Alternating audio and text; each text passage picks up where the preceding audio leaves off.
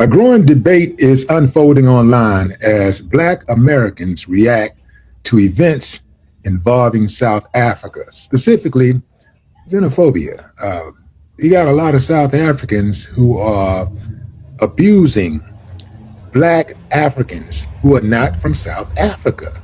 I mean, they are upset at them for real. They're mad because, according to them, they are coming there and draining their resources. Yeah, so they jumping on them, fam. They beating them up, doing all kinds of stuff to them. Now, my question is this. What did they do to them white folks when they were out there stealing their resources? And I'm talking about major, I ain't talking about clinical resources. I'm not talking about the government aid. I'm talking about land. Yeah, what about that? You know, what did they do about that? So I just wanted to make sure, fam, I wasn't the only one out there, you know, with this mindset, because I do not understand how these people can allow others to do them any kind of way and they can bow down. Even right now in South Africa, there's a whole lot of Black people in South Africa. They can't even go to certain neighborhoods without getting jumped. Yeah, they can't go to certain neighborhoods that are not Black without getting jumped. But they're swinging on their own people. They got a lot of vitriol for non-South Africans. Yeah, fam. Non-Black South Africans.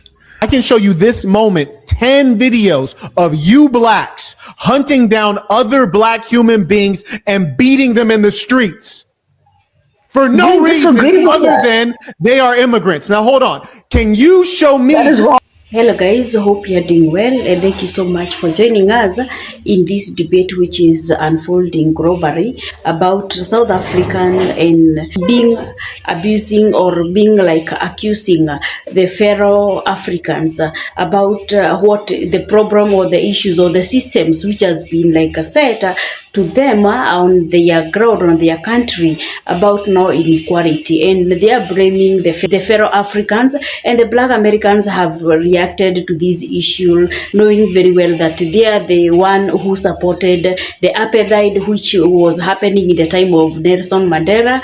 And guys, because they went on the street, they demonstrated, and he became like a symbolic or symbol of the unity, and people have just run from him a lot. And the people were expecting a lot, or would like Africa would like eyeing or looking at the South Africans, how they are behaving or how they are doing or how they have been doing their things, and about the unity, knowing very well that they are the people who have been affected by these inequality systems, and they should be looking at the inner problem or issues which is like disturbing them. So guys, we got the clips that we have played in this video. We owe the credit to the owners of these videos, and guys, they're there for us running to get more insight of what is happening in South Africa, and coming out with the solution about what the Black Americans are saying or they are thinking or perceiving about these things. Are they concerned? Just to eye their concern and their comment concerning these incidents. Guys, just take a look and you come back with more. I can show you this moment, 10 videos of you Blacks hunting down other Black human beings and beating them in the streets for no reason other than they are immigrants. Now, hold on. Can you show me 10 videos of you guys hunting down whites and beating them in the streets?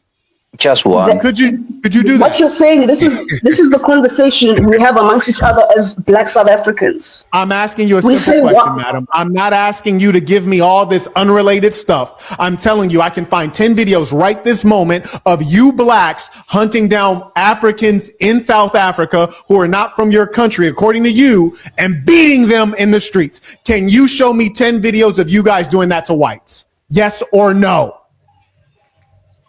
No, not in recent news, but this, we don't condone. Now, my question is this. What did they do to them white folks when they were out there stealing their resources? And I'm talking about major, I ain't talking about clinical resources. I'm not talking about the government aid. I'm talking about land. Yeah. What about that? What did they do about that? So I just wanted to make sure, fam, I wasn't the only one out there, with this mindset, because I do not understand how these people can allow others to do them any kind of way and they can bow down. Even right now in South Africa, there's a whole lot of black people in South Africa. They can't even go to certain neighborhoods without getting jumped. Yeah, they can't go to certain neighborhoods that are not black without getting jumped. But they're swinging on their own people. They got a lot of vitriol for non-South Africans. Yeah, fam. Non-black South Africans. I want you to check this video out by, I think her name is Giovanni. That's the name that I saw on TikTok, on the video that I saw on TikTok. So I'm not sure if that's her name, but I wanted to give that credit where credit is due. Check it out. Video breaks my heart. This is not something that other African should tolerate from South Africa. Why would you be so unfriendly to your fellow Africans to the extent of going into hospitals and asking those who are not South African to leave regardless of their condition? It shows a lack of care and humanity.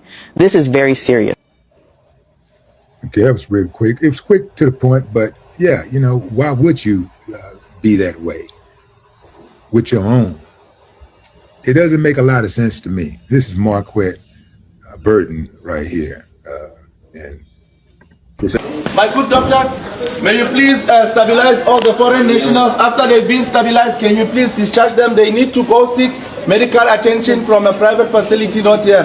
The Constitution allows that. Immigration Act 13 of 2002, Section 17, it simply states that a foreign national needs to have a medical permit and it needs to go to a private facility. You are a refugee. Yes. You came here legally. They could have directed you to the camp. Yeah. So they could have, whoever who allowed you to be a refugee here, not unless you bought your documents. So whoever who allowed you here. The problem is South Africa doesn't even have one single doesn't have a refugee camp. I'm not in the camp. Okay. Whose problem is it if I'm not? Let me answer you then. Bring the camp so I can go to. Okay. Which country do you come from? I'm from Congo. Congo. You're from Congo. What is the nearest country to Congo? If you're seeking refuge in South Africa, because according to foreign policy, you're supposed to migrate to them. So you cannot come to South Africa, seek refuge in a wrong country and ask us silly questions, ma'am. No, the government. Which government? Which government you're talking about? Let me tell you something. Shh, keep quiet. We don't have time to reason with foreigners. Leave, my guy. Let's go, ma'am. No. Let's go, ma'am. Shush. Leave. Let's go. We don't reason with foreigners. We don't want the reason. You ran away from your problems. You came here. You have your own government. Go vote there. We are not going to stop. I just want to get it out there. KZN, please expect the unexpected, because we are not backing down for no one. Mr. President, we're not backing down. SAPS, we're not backing down. Metro, we're not backing down. We are going forward, march and march until we win. This is the South Africans yet again chasing down and abusing black Africans. And while they do it, they ignore the whites, the Indians, and all of the other foreigners who are there sucking the blood out of the economy and out of the earth. And I often hear South Africans. 80% of our land in South Africa is white owned. We're basically dog. Everybody straight. In our own country. We're begging, man. And who's our enemy? I don't like that statement. I feel like a white man made that statement. A white man coined that term. A white man caused the divisions between us as black people. And they're winning, man. Because as long as we are divided as Africans, the longer the white man gets to stay in power, the more wealth the white man gets to accrue. The richer and richer they get, the poorer and poorer we get. Doesn't help we fight amongst each other and fit to say, this guy from Zimbabwe is doing what. When that guy also ain't got shit, man. That guy also ain't got shit. That guy from Burundi you're hating on, he ain't got shit, man. The person you should be hating on is the guy sitting there in Fetu in some lavish estate. That white guy who owns like Fetu in your hometown alone, owns like 60% of all the shops. That's your problem, man. If we want to talk about foreigners coming into our country and taking our jobs, you gotta ask yourself the question, who's hiring them? Who's hiring them, honestly? Huh? Who's hiring them, dog? Because they wouldn't be coming here if they were not getting paid. The white man pays them, and the white man knows that we have a problem of illegal immigration in our country. But will they stop employing these people? No, they will not. No, they will not. So do not come here on social media trying to talk some xenophobic ass bullshit and if saying if they must get out of our country, whatever, they are illegal, they're taking our jobs. What jobs, dog? What job? It's not your job. It's the white man's jobs. And he decides who he wants to give it to. And that's where the problem is. We need to be making our own jobs. Coming together instead of fighting each other.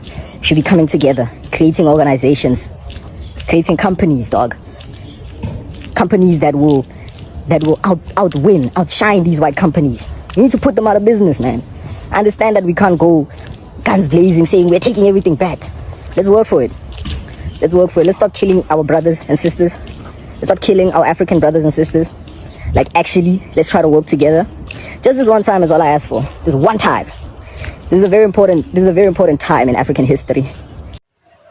And guys, as we can learn and as we can all see about South Africa, it is a representation about the history. We can learn a lot from their history of whereby they fought so hard for the Apartheid time or season, and they fought so hard about being oppressed, about being inequality in their nation, the system which were like set apart by the colonials, that they were making them so much inequality. And they were not enjoying what they are supposed now to like getting from their own land. And now coming back now and blaming the fellow blacks, Africans on the Indian nation, blaming them, they are the source of the problem and the issues which is like ongoing in their land. Guys, it sound like so disappointing, and knowing very well that these black Americans, they went on the street or like every black person everywhere was concerned about what is happening in South Africa, and like all African countries, they came together,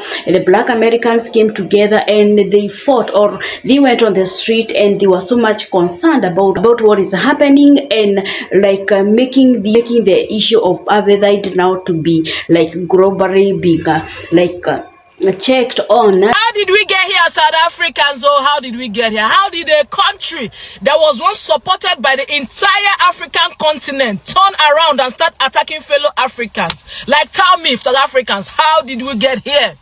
During apartheid, South Africans were not alone.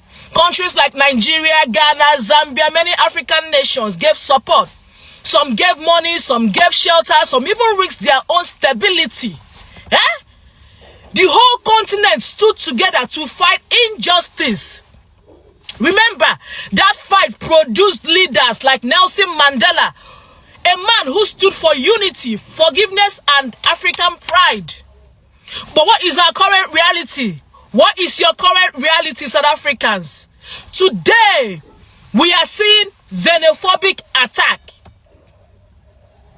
African migrants being targeted, businesses looted, people beaten, lives destroyed. And the painful part of it is South Africans attacking fellow Africans. Talk about it. Talk about it, damn you. Not outsiders, not colonizers, our own people. Make it make sense to me, South Africans. South Africans, make it make sense to me. If Nelson Mandela were alive today, what would he say? This is not what he fought for.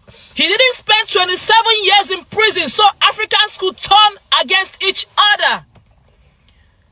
He fought for dignity. He fought for unity. He fought for a better Africa, not a divided one. Make it make sense to me, South Africans. Now let's also be real. This issue is deeper than just hate. There is unemployment, poverty, frustration, government failures. But here is the truth. Struggling people fighting other struggling people will never solve the problem. It only destroys the little we have left. So I'm asking you, South Africans, are we going to keep dividing ourselves? Or are we going to remember who we are? Make it make sense to me, South Africans. Because if Africa cannot stand together, who will stand for Africa? Make it make sense to me, South Africa. Stop this xenophobia attack. Stop it right now before it gets out of hand. It is getting too much.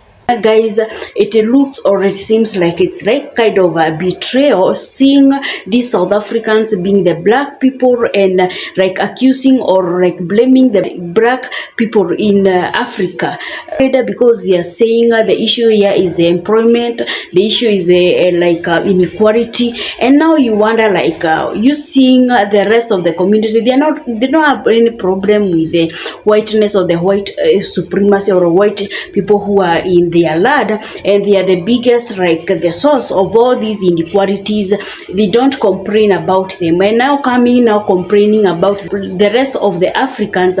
Guys, it looks like, it feels like it's a betrayal in a way, and I don't think, or I don't know what you think about these incidents, because the black Americans has already spoken, or they are very much concerned about what is happening, and they are just like raised their concern about what is happening in the rest of the Africa. And the question is, will there any time that the black community or the black people globally will be like united, or they will continue with these systems, will continue with this division, will continue like being rude and being like divided forever? And guys, we wonder like where will be the like liberation or the freedom of the black people globally if this is what is the mind, what is the mind of the rest of the people, or some of the black people or black Africans. So guys, just take a look on these videos.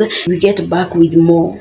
One of the things that irks me the most about xenophobia in South Africa, and there's a lot of things about xenophobia in South Africa that irk me, is the fact that in a world where black people don't really have anywhere where they are completely welcome, where they can find complete rest and respite, where they can be respected and upheld and their humanity recognized, in a world where continent after continent we are just treated so terribly, South Africans make that a reality on the continent as well, on the one continent where we should be our most comfortable, our happiest, a place where we're supposed to thrive, right? And that choice to be the face of that on the continent, the Afrophobia, where we truly believe that most of our issues are because of immigrants coming from other parts of the continent, is so reckless to me, and it completely ignores historical context where we as a country so new in our democracy and our freedom seem to lack an understanding of where the real power and vacuums of our resources really exist. The fact that Africans can't feel comfortable in Africa is crazy. What is happening in South Africa is unacceptable. We should not allow those things to happen. What I see there, it's similar to what I see taking place with the FBA. But the FBA using rhetoric, the South Africans are using violence. And we should never tolerate that. There should not be any violence against any African in any African country. No one should be attacked based on their birth or the place of origin. We should not tolerate that. And that the mentality of our people in South Africa needs some serious realignment. I don't know where this xenophobic, Afrophobic, anti-African sentiment comes from, but it is ugly, it's disgusting, and should be rejected. It's the same thing with the so-called FBAs in America with the anti-African rhetoric that they are pushing. It should be rejected, it should be condemned. We should not tolerate these things. It is a disgrace to see what's taking place. So recently on my For You page, I've seen an egregious amount of xenophobic content coming from different black media outlets globally. Nigerians,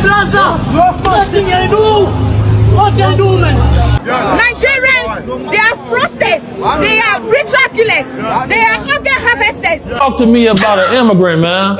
The immigrant guys, let's talk about this. Let's take academics, for example.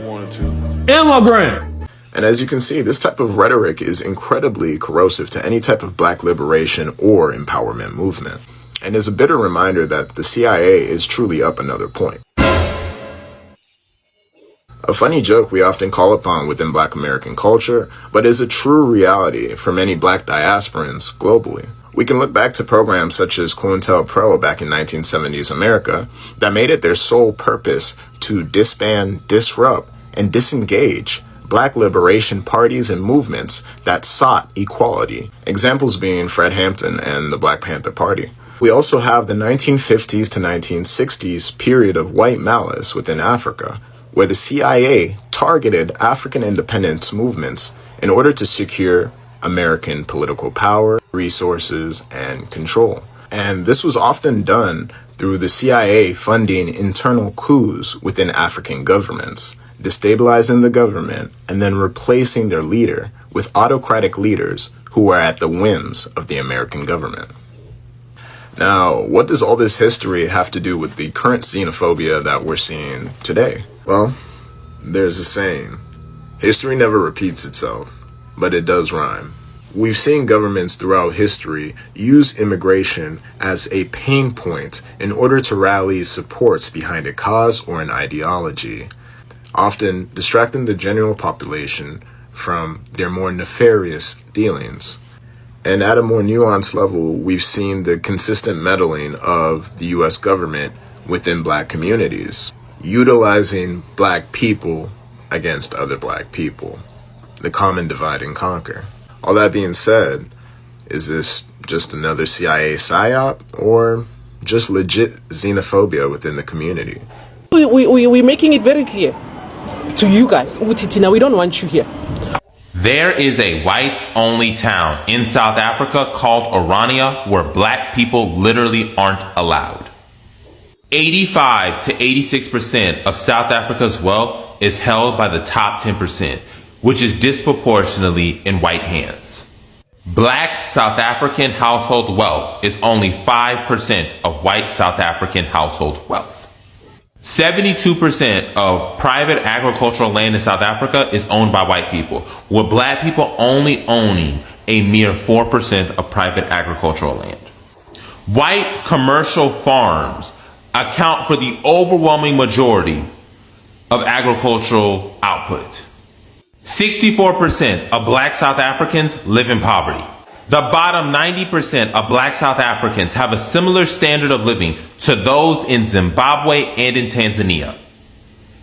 Yet, despite all of that, instead of going after the top 10% who control almost all the nation's wealth, those who disproportionately control agricultural land and output, those responsible for high unemployment, and those who are responsible for the racial and wealth disparities, you go after Black immigrants from countries that played a pivotal role in ending apartheid, providing aid, providing exile, and fighting in the South African border war that cost thousands of lives.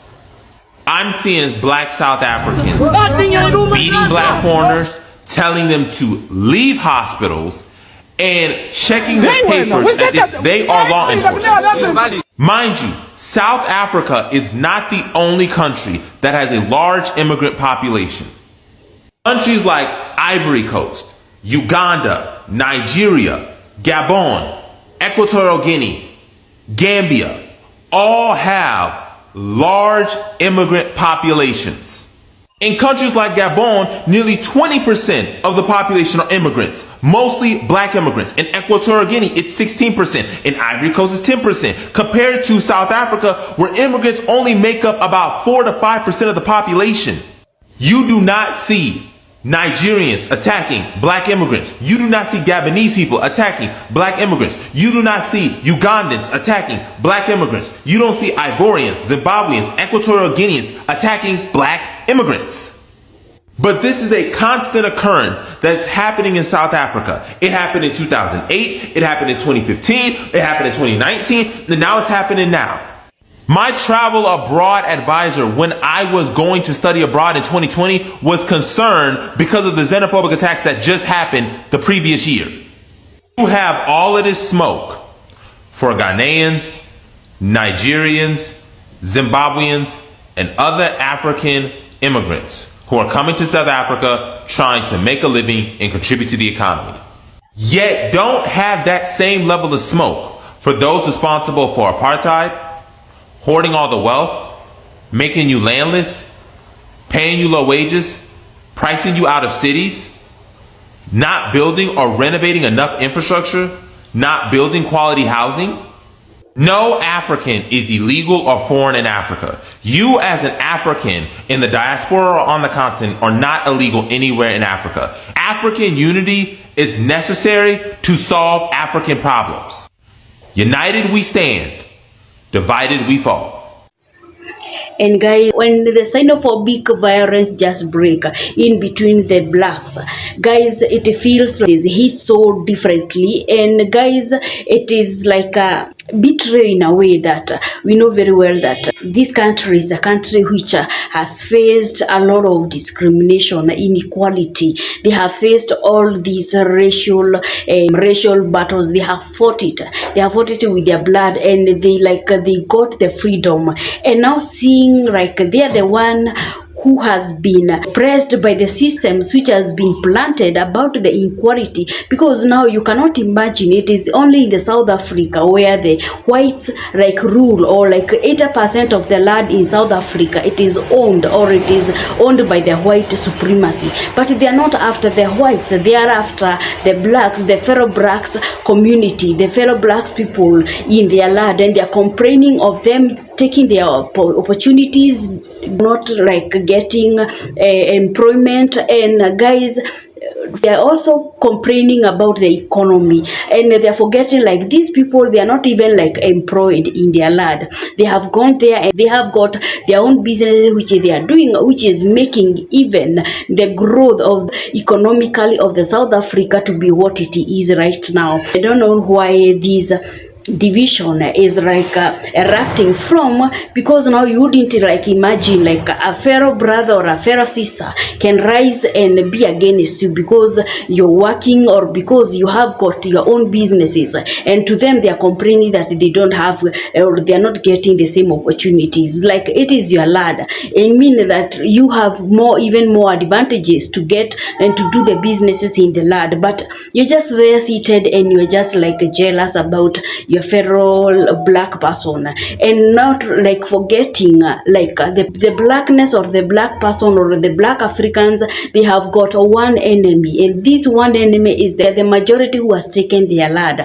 If you can go ahead and fight for the land to be redeemed back to you, to the black people, to the black community, now that one we would have understood. But now coming now against the fellow blacks people and complaining and beating them and denying them the services of the government, and forgetting that they also pay the taxes and they also deserve the services because they have been working in South Africa. So guys, it's something which is so disappointing. Many black Americans or many blacks people globally, they were not expecting such division not to happen, because the expectation is the unity of the black person or the black people globally. So guys, I don't know where this separation is coming from, because they should be focusing on the systems which has been continuing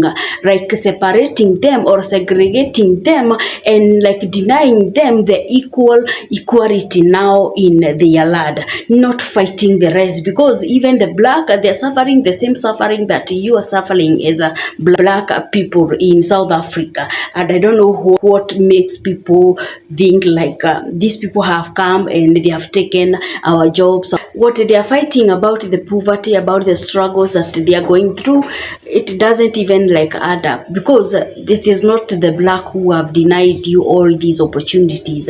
Just know that there are systems that has been set in your ladder to segregate and to continue to make you continue fighting and being not focused, to know that they are the systems which are set to make you suffer and to make you feel all these deficits that you're feeling, because you're not equalized in your ladder, because there are systems which are being set, because the white have got the upper hand in your ladder, they are controlling everything everything. The economy is controlled by the white supremacists. So guys, this debate is too big, or it is too huge. Now coming back now to the issue of like identity, the culture, about the global solidarity. The Black Americans are asking like, when will the Black people like be united and come together and fight for one enemy globally, because we got one enemy to fight. So guys, I don't know how you feel about these struggles.